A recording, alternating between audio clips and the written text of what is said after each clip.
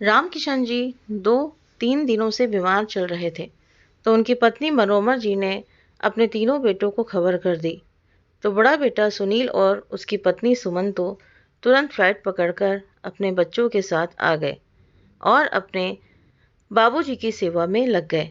लेकिन मंझले और छोटे बेटे ने कहा, माँ, अभी तो भैया आ गए हैं, तो हम क्या करेंगे? हम लोग 1-2 दिन की में छुट्टी लेकर आ जाएंगे। बड़ी बहू सुमन बहुत ही शांत और हंसमुख स्वभाव की थी, किंतु उसी को हमेशा सास और ननद के ताने सुनने पड़ते थे, क्योंकि वो बिना दहेज के इस घर में आई थी। जबकि मंझली और छोटी बहू हमेशा ठाठ से रहती थी, क्योंकि भारी दहेज जुलाई थी, इसलिए उन्हें कोई कुछ नहीं कहता था। सुमन वैसे तो नौकरी करती थी, लेकिन मौके पर जैसे ही कोई काम पड़ता तो उसे ही बुलाया जाता, क्योंकि मनोरमा जी ये भी अच्छी तरह से जानती थी कि वो मन लगाकर सेवा करेगी और कभी अपने सास ससुर को पलटकर जवाब नहीं देगी। क्योंकि सुनील ने उसे पहले दिन ही कह दिया था कि सुमन, अगर कोई शिकायत हो तो मुझसे कह देना, लेकिन माँ, पिताजी या परिवार में किसी को भी उल्टा जवाब देकर किसी का दिल मत दुखाना। इसलिए सुमन कभी भी ये शिकायत नहीं करती थी कि घर में और भी 2 बहुएं हैं, उन्हें क्यों नहीं बुलाते, बल्कि जैसे तैसे दफ्तर से छुट्टी लेकर खुद ही पहुंच जाती। पिछले 8 वर्षों से यही सिलसिला चल रहा था। इसी कारण अब मनोरमा जी का मन उसकी तरफ से साफ हो गया था और इसलिए अब वो अपने हर सुख दुख में अपनी बड़ी बहू सुमन को ही बुलाती थी। लेकिन जब कभी परिवार इकट्ठा होता, विशेषकर बेटियां आ जाती, तो वही मनोरमा जी पुरानी खूंखार सास बन जाती। अभी भी उसने अपने बड़े बेटे बहू को ही पहले बुलाया। उसे पता था कि वो अपने पिता की जिम्मेदारी बहुत अच्छे से संभाल सकते हैं। रामकिशन जी अस्पताल में भर्ती थे। रात को अचानक तबीयत बिगड़ गई और डॉक्टर ने बताया कि वो अब इस दुनिया में नहीं रहे। ये सुनते ही तो मनोरमा जी की दुनिया ही छीन गई।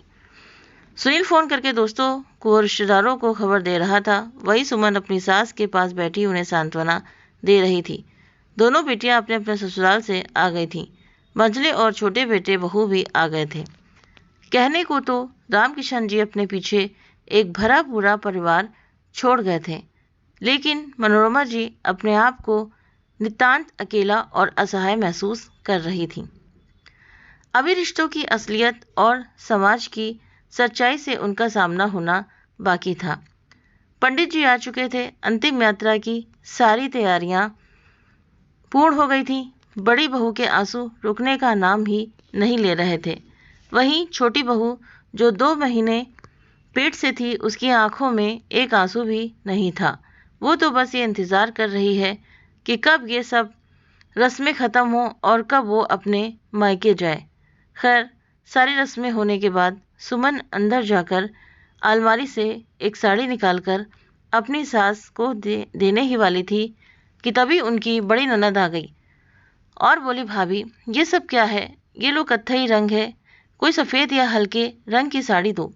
लोग क्या कहेंगे? पापा को गए अभी 1 दिन भी नहीं हुआ है और मम्मी रंग बिरंगे कपड़े पहन रही हैं। ये सुनकर सुमन को गुस्सा तो बहुत आया। मन किया कि अभी कह दे कि यहाँ कोई फिल्म की शूटिंग नहीं चल रही है, तो सफ़ेद साड़ी पहनकर रोने की पूर्ण तैयारी करें, पर कुछ बोली नहीं। एक हल्के रंग की साड़ी सास को पहना दी। तभी छोटी ननद उसके पास आई और बोली, भाभी, अपने सलवार सूट दे दो, मैं कपड़े नहीं लाई, नहा कर घर जाना है। तो वो धीरे से बोली, लेकिन अभी क्यों? अरे भाभी, अभी आप सब लोग तो हो यहाँ ना, यहाँ मैं अभी तीसरे दिन आ जाऊंगी। वैसे भी अभी यहाँ मेरा कोई काम तो है नहीं। इतने में बड़ी ननद आकर बोली, ठीक है, मैं भी तुम्हारे साथ ही चलती हूँ। अब मेरा भी यहाँ क्या काम है, मैं भी वहाँ चलकर आराम कर लूँगी। दोनों नंदों की बातें सुनकर सुमन हैरान थी कि अभी पिता को गुजरे हुए 1 दिन भी नहीं हुआ और बेटियाँ कैसी बातें कर रही हैं। दोपहर तक दोनों बेटियां भी चली गईं। शाम होते होते छोटी बहू की माँ ने सुमन की सास यानी कि मनोरमा जी को बताया कि मैं अपनी बेटी को ले जा रही हूँ। यहाँ गर्मी के माहौल में बच्चे पर बुरा असर पड़ेगा। ब्रह्मभोज के दिन इसे लेकर आऊँगी। बेचारी मनोरमा जी क्या कहती, उन्हें तो अपना ही होश नहीं था। रोज जो मृतक के लिए पिंड देने को भोजन बनाना था, वो रिवाज के अनुसार चूल्हे पर बनना था।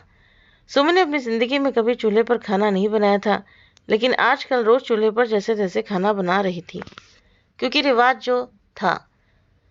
दोनों पति पत्नी तन मन धन से सारे रस्म रिवाज कर रहे थे। मनोरमा जी सब देख रही थी कि सुनील और सुमन कितने जतन से सब काम कर रहे हैं। उन दोनों पर तो जैसे पूरे घर की जिम्मेदारी आ गई थी। अपनी सास के पास बैठकर उन्हें सांत्वना देने या उनके आंसू पोंछने का समय तो सुमन के पास था ही नहीं। ऐसे ही 10 दिन गुजर गए। मनोरमा जी नहा कर बैठी हुई थी। सुमन कमरे में किसी काम से आई तो छिटक कर उसके पांव वहीं रुक गए। अपनी सास को इस रूप में देखकर उसका हृदय द्रवित हो गया, क्योंकि मनोरमा जी को उसने बिना श्रृंगार के कभी नहीं देखा था। वो हमेशा चटक रंगों की साड़ी पहनती थी, लेकिन आज उनकी हालत देखकर ही सुमन की आंखें भर आईं। वो झट से कमरे में गई और तेल की शीशी ले आई। सास के बालों में तेल डालकर उनकी चोटी कर दी। नानी सास पलंग पर बैठी बैठी सब देख रही थी, लेकिन कुछ बोली नहीं।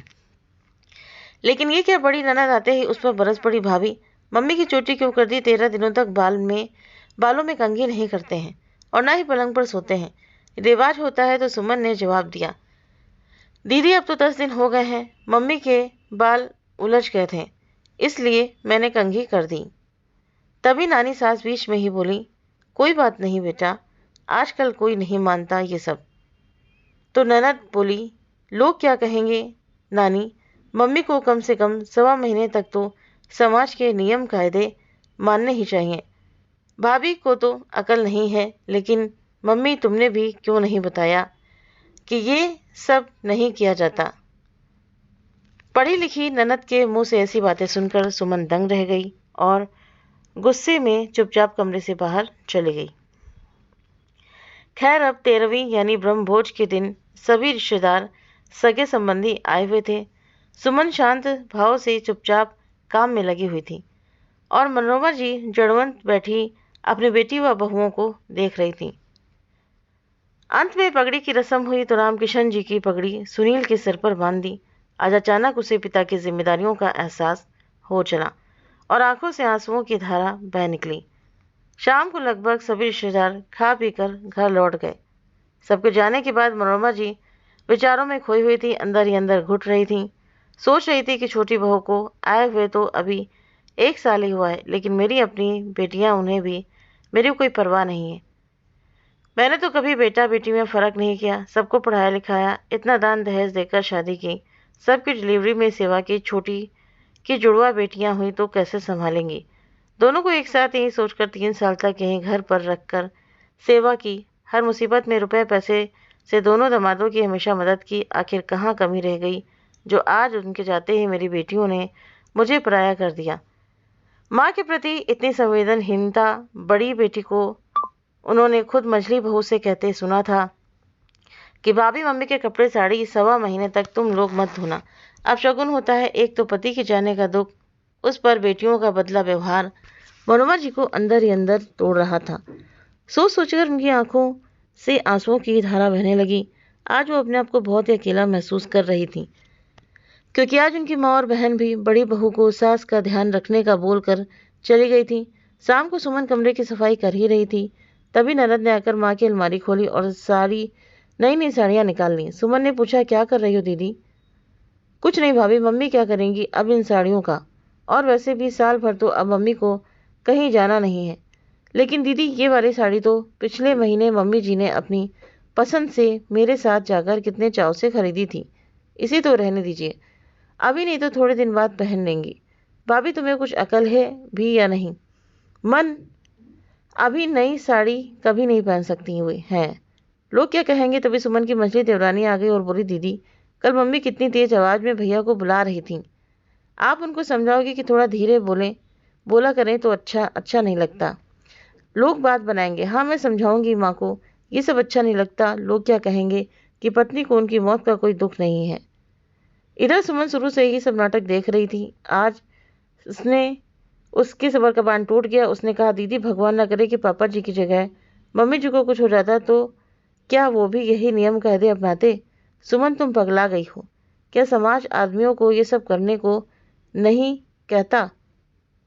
दीदी, मम्मी के कपड़े छूने से छूत लगती है तो उनकी नई साड़ियों में छूत नहीं लगेगी क्या? ससुर जी आप सबके भी तो पिता थे, तो फिर ये सब नियम कानून माँ जी पर ही क्यों लागू है? दीदी, पापा जी की उम्र 75 बरस की थी, वो अपने सारे फर्ज निभाकर अपना जीवन अपने मुताबिक जीकर गए हैं। अरे, हम तो बहुएं हैं, लेकिन आप तो बेटी होकर भी मम्मी जी के दुख दर्द में उन्हें सांत्वना देने की बजाय क्या करो क्या ना करो की सलाह दे रही हैं। आपको अपनी माँ से ज़्यादा दुनिया और रीति रिवाज की पड़ी है। आप कब से लोग क्या कहेंगे सोचने लगी। अरे लोग तो बाद में कहेंगे, आप तो अभी ही अपनी बातों से मम्मी जी का कलेजा छलनी कर रही हैं। दीदी मैं आपसे कह देती हूँ, भगवान के लिए आप ऐसी कोई भी फिजूल बात मम्मी जी से मत कहिए, वरना वो एकदम से टूट जाएंगी। ये मत भूलिए कि ससुर जी दुनिया से गए हैं, सासू माँ भी जिंदा है। भगवान के लिए उन्हें चैन से जीने दीजिए, उन्हें उनके हाल पर छोड़ दीजिए। कहते कहते सुमन का गला भर आया, आंखों से आंसू बहने लगे। इधर किसी काम से आई मनोरमा जी के पांव दरवाजे पर ही ठहर गए। उन्होंने उनका सारा वार्तालाप सुन लिया था, शायद इसीलिए उनका सिर चकरा गया और वहीं लड़खड़ाते हुए दरवाजे के सहारे बैठ गईं। ये देख सुमन घबरा कर जल्दी से उन्हें बेड पर लिटाया और तुरंत टैबलेट देकर सुला दिया। थोड़ी देर बाद जब मनोरमा जी की आंखें खुली तो सुमन चुपचाप उनके पैरों के पास बैठी थी। मनोरमा जी ने धीरे से पुकारा सुमन, तो वो झट से उनके सिर के पास आकर बैठ गईं और सिर पर हाथ फेर कर पूछा, अब कैसी तबीयत है मम्मी जी। तो मनोरमा जी फीकी मुस्कान के साथ बोली, अब तबीयत भी ठीक है बहू, और दिमाग भी। सुमन ने कहा, मैं आपके लिए कड़क चाय बनाकर लाती हूँ, पीकर थोड़ी राहत महसूस होगी। तब तक उनकी दोनों बेटी भी आ गई और बोली, माँ अब कैसी तबीयत है। मैं ठीक हूँ बेटी। माँ मेरी फ्लाइट की टिकट है, लेकिन अगर आप कहो तो मैं रुक जाती हूँ। नहीं बेटी, अब तो ये जीवन भर का रोना है, ये दुख मुझे अकेले ही भोगना है। तुम जो अपना घर संभालो, वरना लोग क्या कहेंगे कि मनोरमा जी ने बहू के होते हुए भी सेवा टहल करने के लिए बेटी को जबरदस्ती रोक रखा है। तब तक सुमन चाय लेकर आगे सबको चाय देकर वहीं बैठ गई। तो मनोरमा जी ने कहा, बेटा तुम अपने ऑफिस से कुछ दिन और छुट्टी लेकर मेरे पास रुक जाओगी क्या, क्योंकि तुम्हारे रहने से मुझे हिम्मत रहेगी। क्यों नहीं मम्मी जी, मैंने पहले ही छुट्टी बढ़वा ली है। ये सुनते ही उनकी छोटी बेटी मुंह पिचकाकर दूसरे कमरे में चली गई। अगले दिन बेटी भी चली गई और दोनों बहुएं भी।